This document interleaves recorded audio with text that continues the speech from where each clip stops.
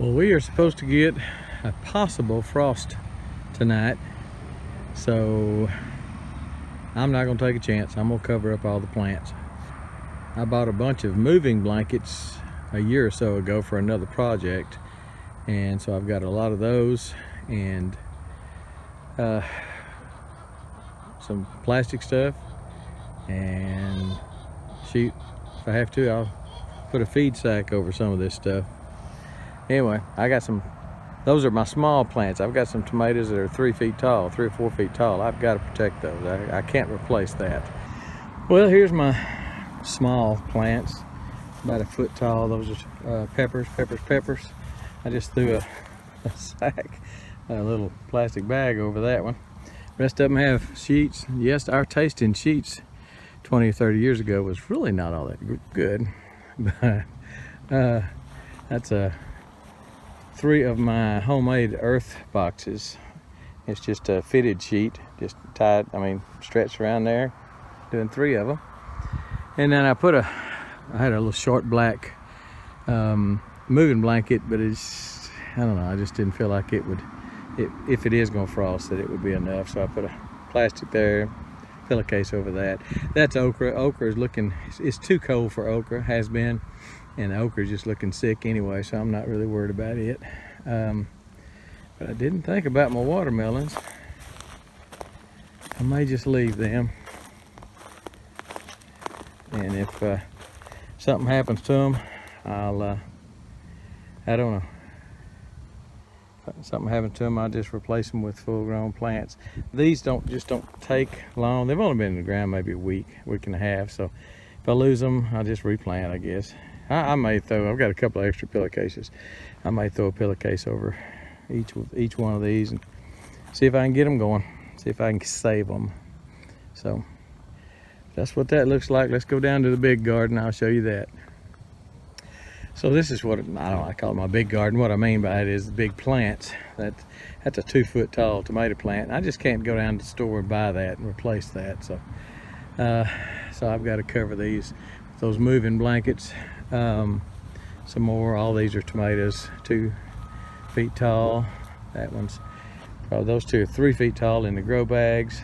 These are almost 4 feet tall in these containers, and I can't afford to lose them. So there's no way I can replace a plant that is loaded down with tomatoes right now. So I've got to try to save them a little more, a little extra work, but it is what it is. And I got one little short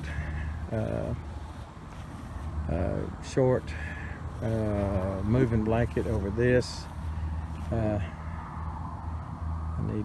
don't know, maybe I need to bring something down there to maybe put a tent on that. I think we'll need to do something here. I may just take the tripod and do it. It's getting late. I just take the camera off and use the tripod. But anyway, that's that's it. We're trying to protect them.